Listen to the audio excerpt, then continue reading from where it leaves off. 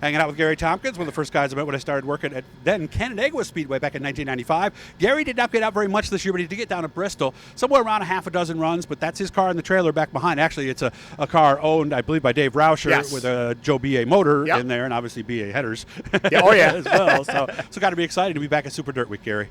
Yeah, I was sort of hoping, we could make this deal, and, obviously it was iffy. This COVID deal, just the pandemic just messes everything up. We had this deal together, running for Dave, and we heard a motor at Ransomville, and of course there's no parts. And that was earlier this year? Yeah, and so, I was out of motor, and then got together with Joe, started driving his stuff, and talked to him about coming up here, and he didn't really want to bring his car. His car's, it needs to be gone through and stuff like that, he said, but this car was sitting here, and talked to Dave and made a deal and put Joe's motor in it, and here we are. How did tech go for both the cars? Went through real easy with that thing. Well, you used to work for a company that did this, so I would imagine I you worked know for a few what they look companies. for, right?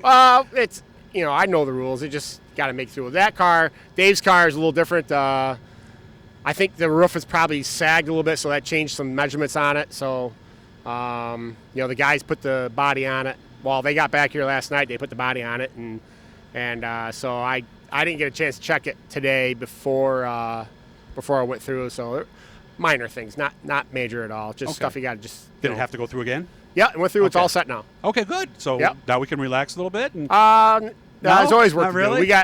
We got tire work. We haven't had a chance to do tire work yet. Oh, okay. We still got to buy a few tires and get them mounted up and sized. And how is that working? I've heard they might limit. Are they limiting how many you can buy? Last I heard they were. So 2? It is what it is. That I don't know. I haven't gone over their truck yet. We're going to be going over there in a little bit and find out. Okay. We do have some stuff, so it's not actually. Look, I don't want Dave to hear this, but actually looking at some of his tires, they aren't in too bad a shape. So. Oh, okay. But you still need, Well, things can happen. Tires yeah, can go flat. You need to have good stuff here. Yeah, contact with good another edges. car. Yeah, good edges and stuff like that. So and new rubber. That way you can season it in out here and stuff. So, it's going to help to have that.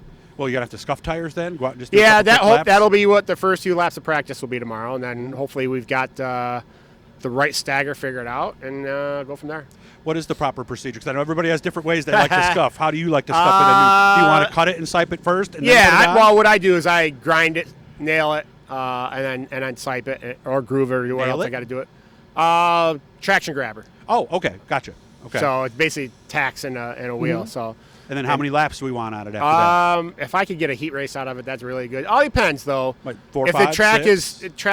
is heating tires up, I don't want a whole lot of laps on it. But I want a good heat cycle out of it. Yeah, because at Syracuse, you used to take just like 2 laps, right? Yeah, but that's a whole different deal because those tires were like the hardest Hoosier makes. Well, and you were also in the corner half the time you're on the track, basically, too, right? I mean, we used to ruin a set of tires in time trials. There. Seriously? Yeah, ruin them. Really? Yeah. Just because of all the... Well, they were brand new going on. So I had stickers on going on a track. They were junk by the time we got done. Wow. So, amazing. Back when the track was really fast, anyway. How about this place? What usually happens is you'll seal one over before you wear it out. Gotcha. So you sort of got to be careful. It's sort of, like Fulton and Brewerton, and Wheatsport actually too at times. Just you got to be careful with the tires. You don't want to spin them too much. Exactly. Get them overheated. Then when you slow down, it seals them up. Is this going to be it for you, or are we going to make the trip to Charlotte? I got to get through the week. Let's get through tomorrow. Okay. Then we'll worry about Friday, and then we'll go worry from there. about Saturday. Yeah, exactly. That's the crew chief is saying, no. They're saying, no, he is not going. So. Yeah, that's I've not even thought about doing that yet. Okay. There's still a lot of time. Let's say I wouldn't mind going. Yeah, let's say we get a top 10. The car's in good shape. Oh, yeah. Well, I'd like to go to Eastern, right? I'd like to go to Eastern States, really. Oh, I mean, that's a really good paying race. True. But we'll see. I don't know what's going to happen now. You'll have to ask them. I saw another reaction similar to that over there. I think they're done after that. They just want to drink their Dunkin' coffee and relax the rest of the day. So good to see you, man. All right, thanks, guys. Hit the blue E, subscribe. Every time we're talking to somebody cool. Good luck, man. Maybe I'll see you on the front stretch later this week. We'll see. Thank you. All right.